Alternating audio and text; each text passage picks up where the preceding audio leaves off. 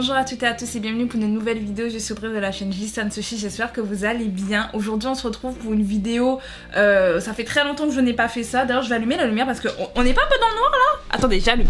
A few moments later. C'est un peu mieux, non? Alors je m'excuse déjà d'avance pour mes lunettes parce que je pense que vous allez avoir ma green light qui va se refléter dedans. Mais si vous voulez que je fasse de longues vidéos, en fait il faut que j'ai mes lunettes.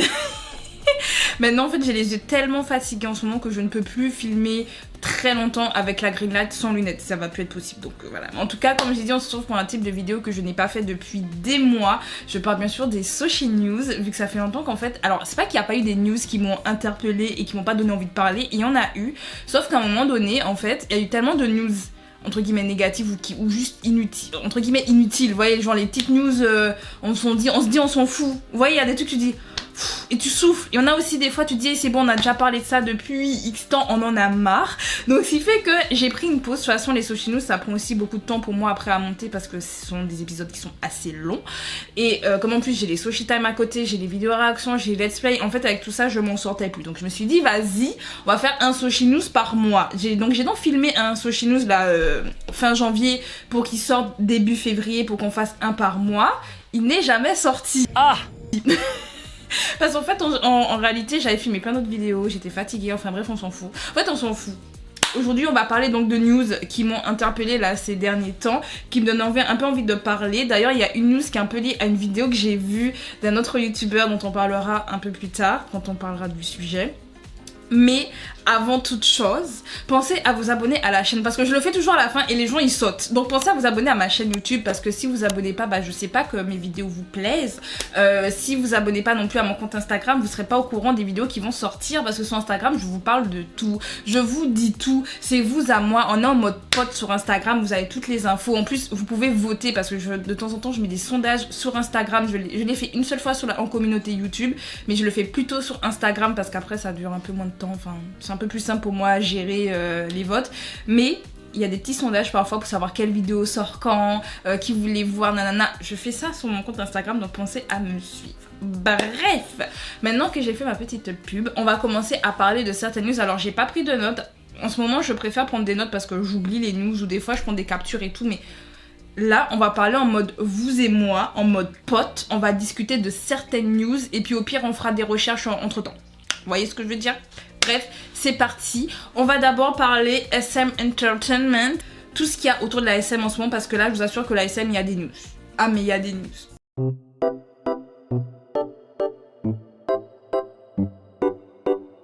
Première news par rapport à la SM et surtout par rapport à ma petite Ning Ning, mes petites espas d'amour.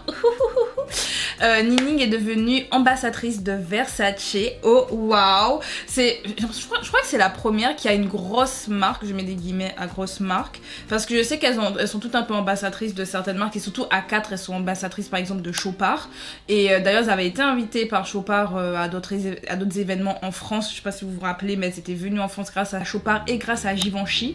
Donc elles sont déjà égéries de ces marques là. D'ailleurs en parlant de Givenchy, je me suis acheté un coffret Givenchy, il est incroyable. Alors est-ce que j'ai été influencée par l'Espa? Absolument pas. C'est une grosse coïncidence parce que j'avais oublié, quand j'ai acheté le coffret, j'avais oublié qu'Espa était ambassadrice de Givenchy. Mais j'avais acheté un coffret à Sephora. Ils sont tellement bien. En fait, t'as le parfum, t'avais la crème et il y avait un baume à lèvres et genre, mais incroyable. Genre, incroyable, ça sentait trop bon. Genre, je trouve que les parfums aujourd'hui ça pue ou sinon ça reste pas si longtemps que le parfum de Givenchy là, c'est le irrésistible. Ah mais vous sentez pendant 4 jours en fait. Pendant 4 jours tu sens le parfum. Genre vraiment tellement ça reste bien. Mais quand je dis ça reste bien, ça reste bien. Donc heureusement qu'elles sont égéries de Givenchy parce que Givenchy, en tout cas en termes de parfum, ça sent bon. Voilà, le vêtement je sais pas, mais en termes de parfum ça sent fort. Enfin bref, en tout cas Ning Ning est récemment donc devenue ambassadrice de la marque Versace, donc pas n'importe quoi. Et en plus, pour ajouter un peu, pour montrer que la dame elle a de l'influence, il y a plein d'articles justement qui sont sold out à Versace depuis qu'elle est devenue ambassadrice. Donc pour vous dire vraiment l'impact incroyable de Ning Ning et en fait l'impact incroyable de Espa. Et en fait on en parlait beaucoup avec le youtubeur Inga Rider que je vous invite fortement à aller regarder parce que youtubeur incroyable, il est trop sympa et on parle d'Espa H24. Franchement si j'ai envie de parler d'Espa, je sais que c'est la première personne avec qui je vais parler d'Espa, vous voyez ce que je veux dire? Et c'est vrai qu'on en parlait assez régulièrement parce que c'est quelque chose qui... C'est un peu une espèce de réputation qui touche un peu aespa et c'est pour ça que j'avais envie de discuter de cette news-là avec vous. C'est qu'on remet énormément en question l'impact, je vais mettre des guillemets, à impact d'aespa. Parce que c'est vrai que par rapport à, je sais pas, à Blackpink ou à d'autres girl groups, c'est vrai qu'on a vraiment cette impression qu'aespa ce sont entre guillemets des petites... Je mets des guillemets à petites parce qu'on sait qu'aespa sont pas des petites, elles font quand même des records assez incroyables. Donc on sait que c'est pas n'importe qui. Mais quand même, c'est vrai que quand on regarde un peu comment les gens parlent d'aespa, on est en mode ouais, sont les filles là du coin là. Vous voyez, genre ouais, elles sont populaires mais vas-y vite fait. Genre vraiment à chaque fois et surtout à leur début. Alors maintenant ça se fait de moins en moins, les gens critiquent de moins en moins cet aspect là d'aespa. Mais pendant très longtemps, les gens ont énormément remis en question leur code de popularité et leur influence. Et beaucoup disaient mais ouais, regardez par exemple New Jeans, l'influence que New Jeans a ou les Seraphim a. Et on mettait en fait aespa de côté. Alors qu'en fait aespa elles ont vraiment apporté quelque chose de nouveau. Certes, ça aurait pu être poussé un peu plus en termes de concept et encore... J'aimerais qu'on en parle dans une vidéo qui sera dédiée à aespa et qui sera en fait dédiée au début de leur concept. On en parlera parce que là j'ai trop envie de faire ce genre de vidéo là pour vous. Mais c'est vrai qu'on a cette impression que... Je sais pas, il y a une espèce de dissonance entre ce qu'elles apportent réellement et ce que les gens voient. Je sais pas si vous voyez ce que je veux dire. Genre c'est comme Baby Monster, genre on crache dessus mais Better Up a 200 millions de vues. Donc... Vous voyez, il y a une espèce de dissonance quelque part et je trouve que le fait que Ning Ning justement en devenant égérie de Versace et que les articles ont été sold out et en plus je crois que c'est les articles qu'elle portait qui ont été sold out, ça prouve quand même qu'en réalité les filles ont une grosse influence. Certes, on parle pas tant que ça d'aespa, vous voyez, mais l'influence est là, donc c'est pas n'importe quoi. Je me dis quand même pour des personnes dont on ne parle pas si souvent que ça à part musicalement et elles arrivent à être sold out, en tout cas pour des trucs Versace et il faut être riche hein. Il faut être riche pour que ce soit franchement sold out, c'est que vraiment elles ont une influence incroyable. Donc franchement GG ma petite Ning Ning. Et on reste un petit peu sur aespa pour dire que justement Drama a atteint 100 millions de vues et c'est pas assez, donc je vous invite à aller streamer Drama. Et j'ai fait une vidéo réaction à Drama juste ici et en plus je l'ai fait le jour de mon anniv parce que c'est sorti le jour de mon anniv. Oh waouh.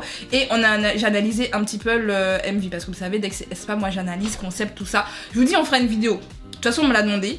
Au départ j'ai dit ouais mais non mais je parle trop. Mais en fait j'ai une idée de comment faire la vidéo finalement, donc on en discutera. Bref, passons maintenant à l'ASM en général.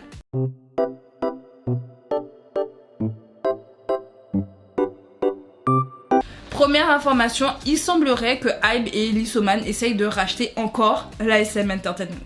Voilà, parce que actuellement, si vous n'avez pas suivi l'histoire, je crois que j'en avais fait un Soshi News à l'ancienne. Lissoman, en fait, il avait vendu ses parts à Hybe pour que Hybe, en fait, rachète l'ASM Entertainment. À savoir que Hybe, actuellement, rachète un peu toutes les agences influentes, en je mets des guillemets influentes, en tout cas, qui ont des groupes qui sont plutôt influents. Et ils rachètent un peu par-ci, par-là. Genre, ils ont racheté Source Music avec Jeffrey, ils ont racheté la Playlist Entertainment, ils ont Adore. Enfin bref, ils ont plusieurs petites agences par-ci, par-là. Et ils ont voulu racheter la SM Entertainment, qui est quand même l'une des plus grosses agences actuellement de divertissement en Corée du Sud. Ils se sont dit bah écoutez, moi nous eux ils veulent faire un truc unique, vous voyez, genre ils veulent vraiment faire quelque chose genre un tronc unique pour la K-pop, sauf que justement il y a beaucoup de fans d'ailleurs qui étaient pas forcément pour. Alors il y en a qui sont pour finalement, il y en a qui ne le sont pas, c'est assez mitigé, mais en tout cas depuis que Lissoman lui il a quitté l'ASM, en tout cas qu'il a été viré de l'ASM, bah lui comme il veut récupérer son dû, vu que c'est quand même son agence, il s'était mis d'accord avec la Hybe en leur vendant ses parts pour qu'ils deviennent actionnaires majoritaires. Sauf qu'en réalité actuellement Hybe n'est pas actionnaire majoritaire parce qu'en fait ils se sont finalement retirés de la vente et finalement actuellement je crois que c'est Kakao qui est actuellement l'actionnaire majoritaire. Alors en vrai actuellement depuis qu'ils sont devenus actionnaires majoritaires, j'ai l'impression qu'il y a eu tellement de choses qui se sont passées en 2023 en termes d'activité pour les groupes que je sais pas trop quoi y penser, mais en tout cas actuellement Hybe et Lissoman essayent de retenter un rachat.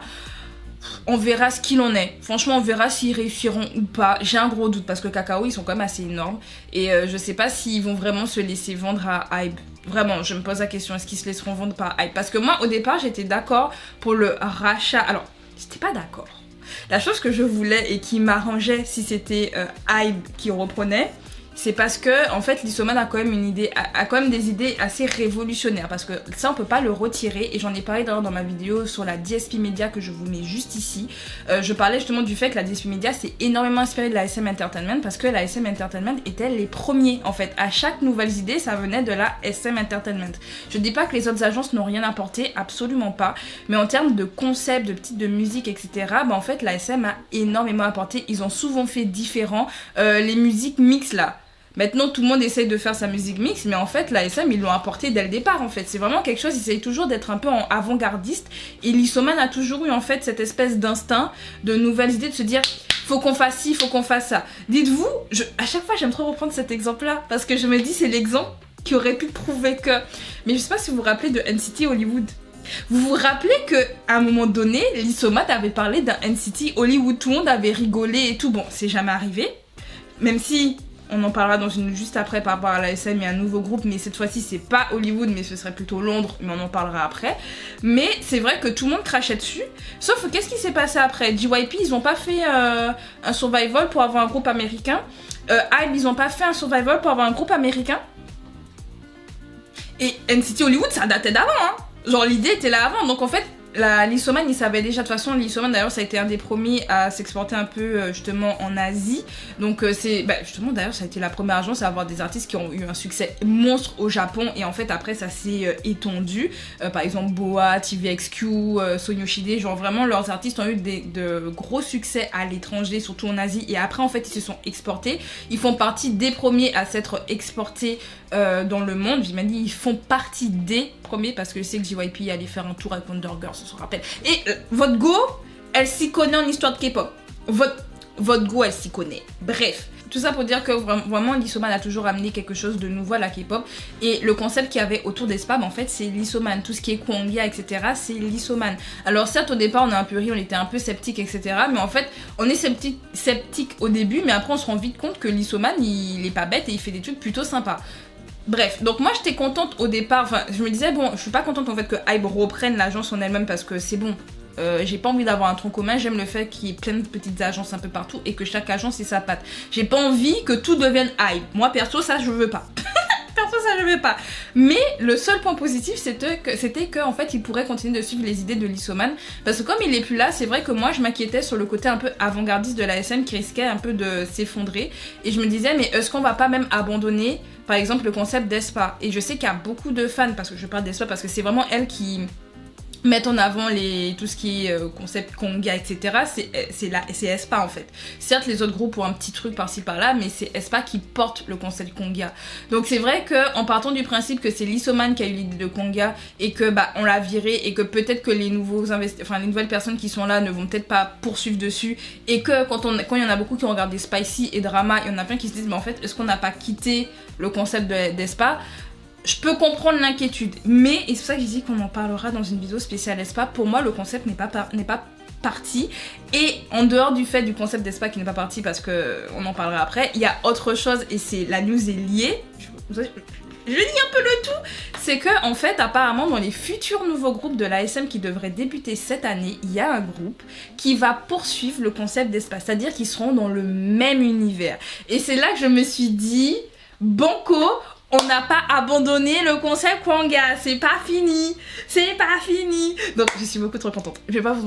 On va pas se mentir, votre go, elle est extrêmement contente par rapport à ça, donc on verra bien comment ça va se passer, mais ne vous inquiétez pas, donc pour les concepts d'Aespa, ça reste. Et je me dis, finalement, je pense que Lissoman avait déjà prévu son truc assez large, surtout le concept, tout peut-être qu'il avait prévu super large de base, et puis en fait, ils piochent, et puis ils continuent en fait avec ce qui avait été fait, et puis ils vont innover avec le temps, je pense, I don't know, j'espère. En tout cas, Lissoman, restez dans votre coin, voilà, juste à dire, restez dans votre coin, finalement c'est bon, vous pouvez partir. Comme dit, je respecte normalement Lissoman pour tout ce qu'il a apporté dans la K-pop, mais c'est bon, hein, va planter tes arbres et puis laisse-nous tranquille. Bref, on continue un petit peu avec la SM, parce que justement je vous ai parlé d'une news juste avant par rapport à NCT Hollywood, mais finalement...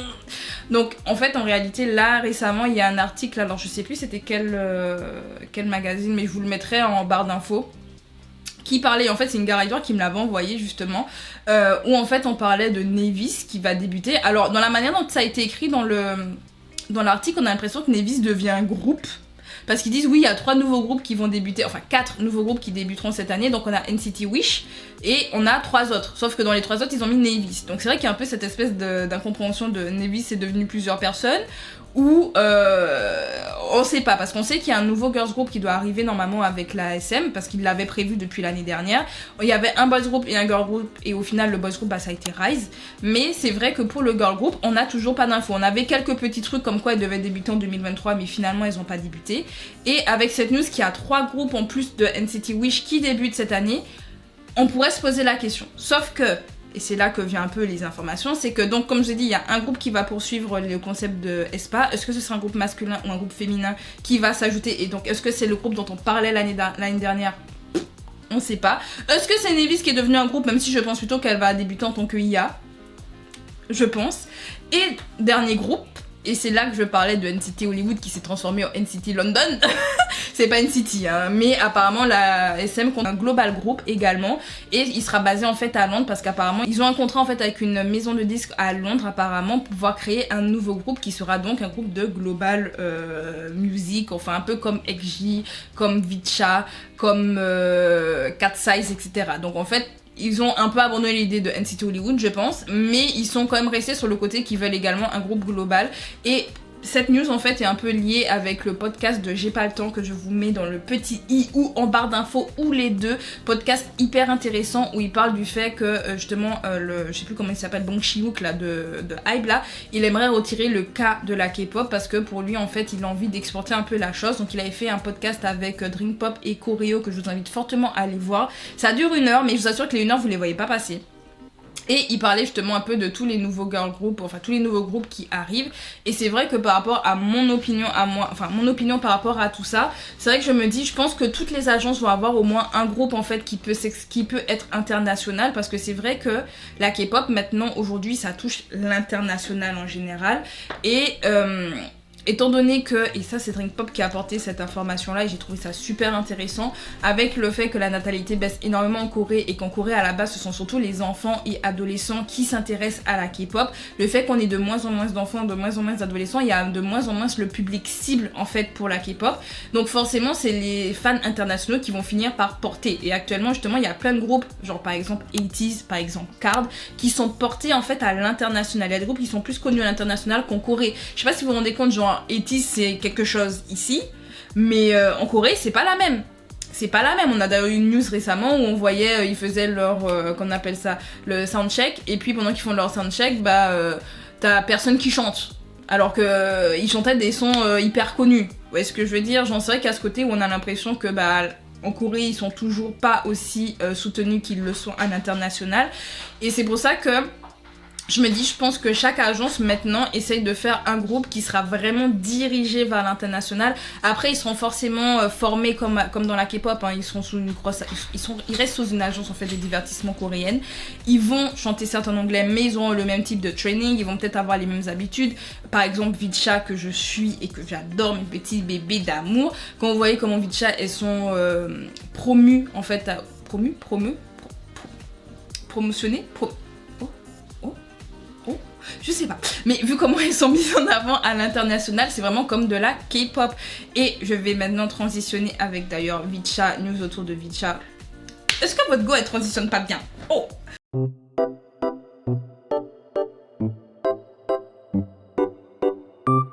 Donc Vicha, elles ont donc fait les premières parties pour le encore du World Tour de Twice. Alors à savoir que cette information là, j'en avais parlé d'ailleurs dans mon précédent Soshi News qui n'est jamais sorti. Où en fait je parlais du fait qu'il y avait beaucoup de fans qui avaient un peu crisé que Vicha fasse la première partie de Twice. Et il y en a plein qui disaient mais pourquoi c'est pas NMIX? Il y en a vraiment plein qui étaient fâchés que ce soit pas NMIX et que ce soit plutôt Vicha, alors que pour moi c'était logique qu'on mette Vicha, que ce soit en termes de concept musical. Vicha ça correspond beaucoup plus à Twice parce que vraiment je trouve que Girls of the Year, quand vous l'écoutez, ça ressemble à un son de Twice. Je sais pas vous, hein, dites-moi ce que vous en pensez, mais pour moi Girls of the Year ça me fait énormément penser à un son que Twice aurait pu sortir. Genre vraiment ça colle, même Universe, Ready for the World, je trouve que c'est vraiment des types de chansons qui auraient pu coller avec l'image de Twice, et donc je trouve ça vraiment intelligent et smart de faire...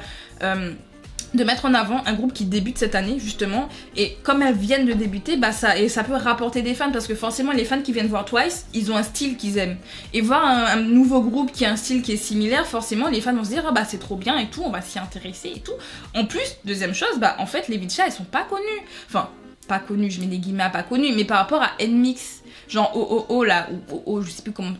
Bref, ça a presque 100 millions de vues, ou ça doit avoir 100 millions de vues, ou 81 millions de vues, ou quelque chose comme ça. Quand vous voyez les chiffres de NMIXX et vous voyez les chiffres de Vitcha actuellement en termes de vues, bah, c'est plus logique qu'on mette en avant Vitcha.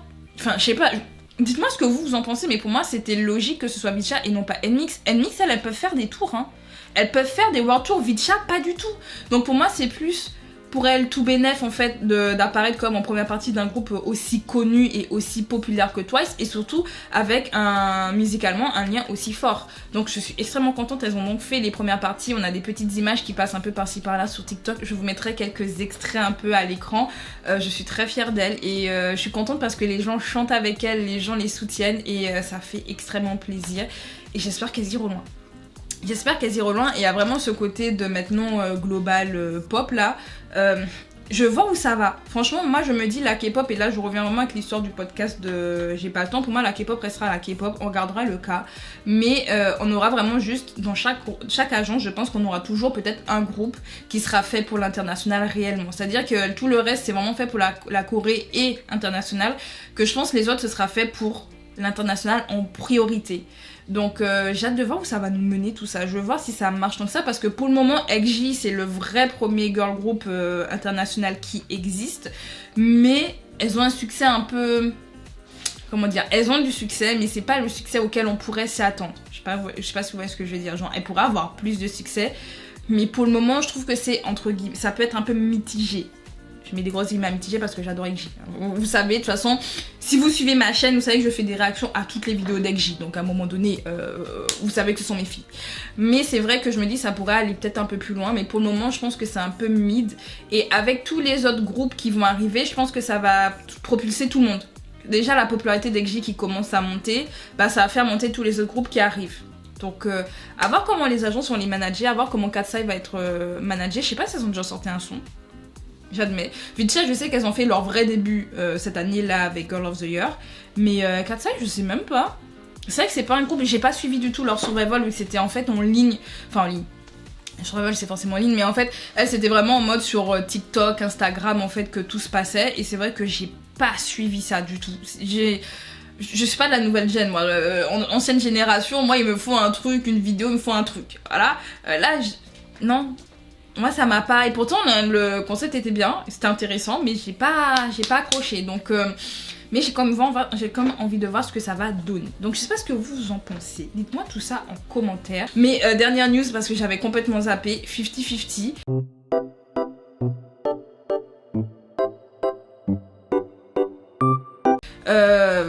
J'avais déjà fait une longue vidéo, je vous mets petit i, où je parlais un peu de l'affaire de 50-50. Alors forcément c'est pas totalement à jour, j'avais mis des mises à jour sur mon compte Instagram que je vous invite à aller voir.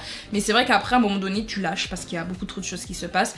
Mais actuellement, pour résumer un peu ce qui s'était passé avec 50-50, les membres avaient porté plainte contre leur agence et elles voulaient couper leur contrat avec l'agence parce qu'elles partaient du principe que Attract leur voulait de l'argent et qu'il y avait la confiance qui avait été brisée entre eux. Sauf qu'en fait on a découvert que c'était The Givers qui était l'agence officieuse de 50-50 qui avait monté la tête des filles, qui leur avait fait croire des choses alors que c'était eux qui les voulaient déjà.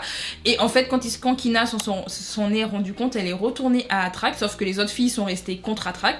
Étant donné qu'on a une membre qui est revenue, bah Attract ils ont dit quoi, bah vous dégagez.